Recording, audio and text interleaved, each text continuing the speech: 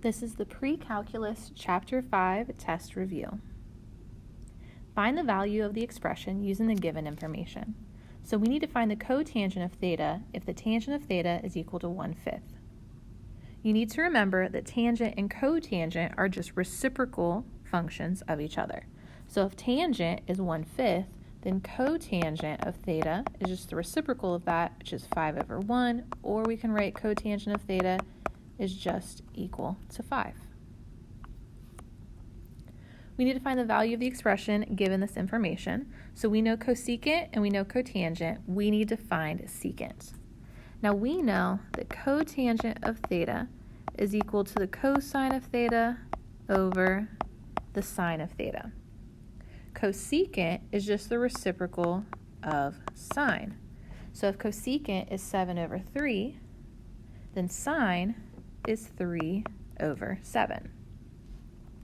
So we can fill in the information for our cotangent, and we can say that's equal to the cosine of theta over the sine, which is 3/7.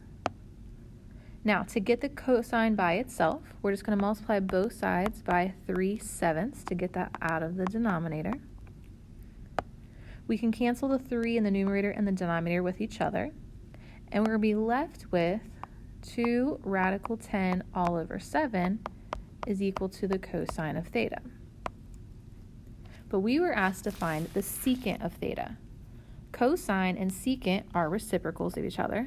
So to find secant, we're just going to take cosine and we're going to flip it upside down. So this would be 7/2 times radical 10. But we cannot leave a radical in the denominator, so we would multiply the top and the bottom by radical 10. This is going to give us 7 radical 10 over 2 times 10, because radical 10 times radical 10 is just 10. Or we can say that the secant of theta is equal to 7 radical 10 all over 20. We need to find the values of cosine and tangent if we know cosecant. So if we know cosecant, we're going to look for our Pythagorean identity that has cosecant in it. Our Pythagorean identity says that cotangent squared plus 1 is equal to cosecant squared of x. And since I know cosecant is 8/3, we're just going to square both of those pieces. 8 squared is 64. 3 squared is going to give me 9. Now we're going to subtract 1 from each side to get that cotangent by itself. And we can write that as 64/9 minus, instead of subtracting 1, we can write that as 9/9, because that is a fraction that has common denominator but is still equivalent to 1. Or cotangent squared of x is equal to 55/9. To get the cotangent by itself, we are going to take the square root of both sides. But remember, when you take an even root, you need that plus or minus. So we know that the cotangent of x can equal positive or negative. The square root of 55 is just radical 55. The square root of 9 is 3. Now we need to decide if cotangent will be positive or negative. It is given to us in the problem that the tangent is greater than 0 or is positive. And since tangent and cotangent are just reciprocals of each other, if tangent is positive, cotangent is also positive. So cotangent is going to equal a positive radical 55/3. Now we know cotangent, we know cosecant, we still need to find tangent and cosine. Now if cotangent is radical 55/3, then tangent is just the reciprocal of that, which would be 3/radical 55. But remember, you cannot leave that radical in the denominator, so we would multiply the numerator and the denominator by radical 55. And that's going to give us 3 radical 55/55. And we need to find cosine. Now, if cosecant is 8/3, we know that sine is just the reciprocal of that, so sine will be 3/8. And we know tangent is equal to sine of x over cosine of x, or if you want to use it, cotangent is equal to cosine over sine. Since we know sine and we're looking for cosine, I'm actually going to use that cotangent instead. I know cotangent is radical 55 over 3. I don't know cosine, but I know sine is 3 over 8. Now to get the cosine by itself, right now it's cosine divided by 3/8. So opposite of divide is multiply. So we will multiply both sides by 3/8. Those 3's can cancel. And we're going to be left with the cosine of x is equal to radical 55 over 8. We need to simplify the expression. When you go to simplify expressions, you want to try to get this down to as few trig identities or trig functions as you possibly can. So we're going to change everything into terms of sine and cosine before we get started. Secant is equivalent to 1 over cosine. Cotangent is equal to cosine over sine. And sine I can just write as sine of x over 1. Now because this is multiplication on the left side, those cosines will cancel, so we have a cosine on top and bottom. And that's going to be with 1 over sine of x minus sine of x over 1. To be able to add or subtract fractions, we have to have common denominator first. So since the denominator on the left is sine, the denominator on the right also needs to be sine. To do that, we'll multiply the numerator and the denominator by the sine of x. So sine of x times sine of x is going to give me sine squared of x, and 1 times sine will just give me sine. Now that we have common denominators, we can go ahead and do our subtraction. And we know that we have a Pythagorean identity that says 1 minus sine squared is actually equal to cosine squared. So we can replace 1 minus sine squared with the Pythagorean identity that says cosine squared of x is equal to 1 minus sine squared. Now we can actually write this as cosine of x times the cosine of x all over 1 times the sine of x, because cosine squared is just cosine times cosine. And if we split those into two different fractions, it's cosine of x over 1 times cosine of x over the sine of x, which will just give me cosine times cosine over sine is cotangent. We need to solve the equation for all values of x. To do this, the first thing we want to do is get the x or the cosine of x part by itself. So we are going to subtract 1 from both sides. So I have 1 is equal to 4 cosine squared of x. Next, we're going to divide both sides by 4 to get that cosine by itself. So we're going to have 1/4 is equal to cosine squared of x. To get rid of that square, we are going to take the square root of both sides. But remember, when you take an even root, you need to have plus or minus. So we're going to have plus or minus. The square root of 1 is 1. The square root of 4 is 2. Now, to get the x by itself, you always do the inverse.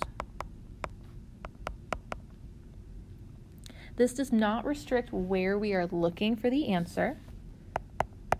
So we're going to look anywhere on our unit circle for values where I have a y-coordinate, it's cosine, so we're looking for an x-coordinate of plus or minus 1/2.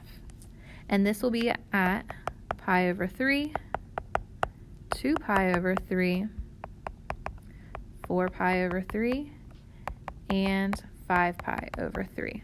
But they still are not restricting where we're looking. So we also have to list all of the coterminals. So we will also include with each of these plus 2n pi.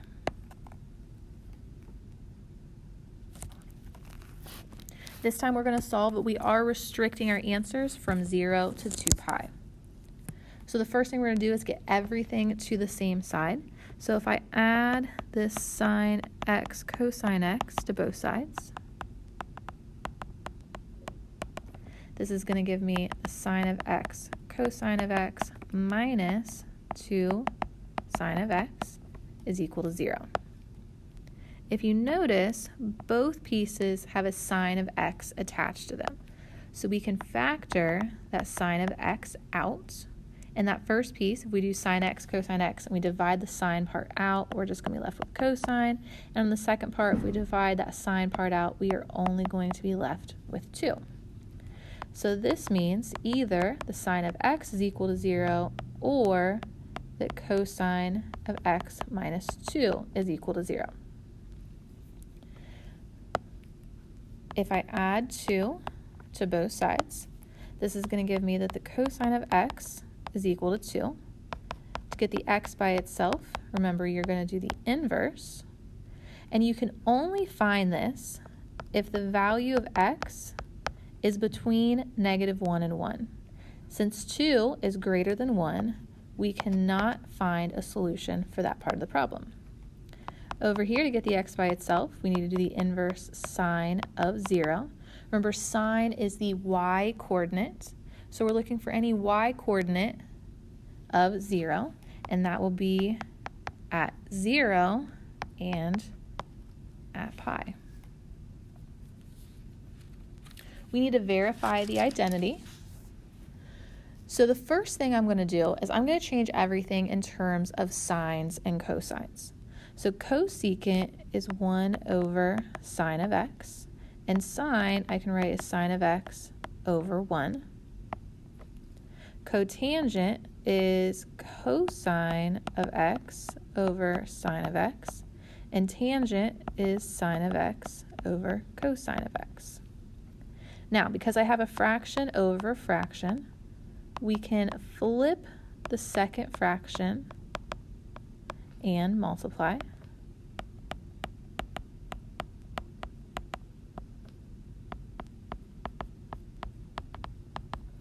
Now if we multiply, this is going to give me 1 over sine squared of x minus cosine squared of x over sine squared of x. We do have like denominators, so we can go ahead and do our subtraction. And this numerator should look like a Pythagorean identity to you. We know, because of the Pythagorean identity, that 1 minus cosine squared of x is actually equal to sine squared of x.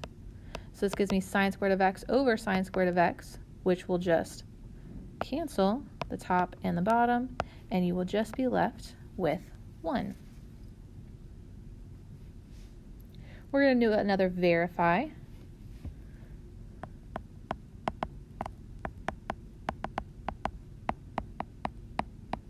I'm going to start by getting rid of the fraction. So we're going to multiply, since we have subtraction inside the denominator, we are going to multiply by the conjugate. On that numerator, I'm not going to distribute yet. I'm just going to leave this as 1 plus the sine of x. On the denominator, if we FOIL, you will end up with 1 minus sine squared. Now, 1 minus sine squared of x is one of your Pythagorean identities, and 1 minus sine squared of x is just equal to cosine squared of x.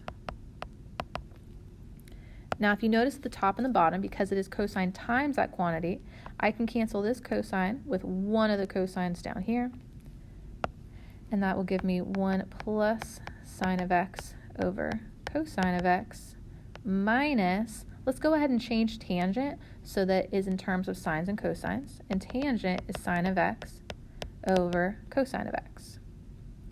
Because we are doing subtraction and our denominators already have common denominator, this is just going to be 1 plus sine of x minus sine of x all over cosine. The positive and negative signs will cancel each other out, so we're left with 1 over cosine of x, which is just equal to the secant of x. Find the exact value of the trigonometric expression. Now, 195 degrees is not on the unit circle, but we can break 195 into two angles that are on the unit circle. 195 is 150 plus 45. So this is a cosine of alpha plus beta type of problem, which is cosine alpha cosine beta minus sine alpha sine beta. So if we're going to do the cosine of 150 plus 45, then we would find the cosine of 150 cosine of 45 minus sine of 150 sine of 45. Now if you look on your unit circle, remember cosine is the x-coordinate. So the x-coordinate at 150 degrees is negative radical 3 over 2. The cosine at 45 degrees is radical 2 over 2. Sine is the y-coordinate, and the y-coordinate at 150 degrees is 1/2, and the y-coordinate at 45 degrees is radical 2 over 2. Negative radical 3 times radical 2 is going to give us negative radical 6. You just multiply the numbers under the radical, and 2 times 2 gives us 4, minus radical 2 over 4, which we can just write as negative radical 6 minus radical 2 all over 4, since we do have common denominators. Now we need to simplify this expression. This is a cosine alpha cosine beta plus sine alpha sine beta. In this case, our alphas are 78, our betas are 18, and this is just cosine of alpha minus beta. So if we smash this back down, this is going to be the cosine of 78 minus 18, which is the cosine of 60 degrees. The cosine is the x-coordinate, so if you go on your unit circle to 60 degrees and find the x-coordinate, you will get 1/2. We need to verify the identity. So for this part, we have a sine sum problem, and for this part, we have a cosine sum part. So if we break down the sine, it's going to be the sine of x cosine of 30 plus cosine of x sine of 30. For the next part, it's cosine and its addition, so it's going to be cosine of x cosine of 60 minus the sine of x sine of 60. And we're just trying to verify that this is going to actually equal radical 3 sine of x. So on your unit circle, sine of x is just going to still be sine of x times cosine of 30. Cosine is the x-coordinate, and the x-coordinate at 30 degrees is radical 3 over 2. And then to find the sine at 30 degrees, sine is the y-coordinate, and the y-coordinate at 30 degrees is 1/2. Again, we're going to find the cosine of 60 degrees. Cosine is the x-coordinate, and the x-coordinate at 60 degrees is 1/2.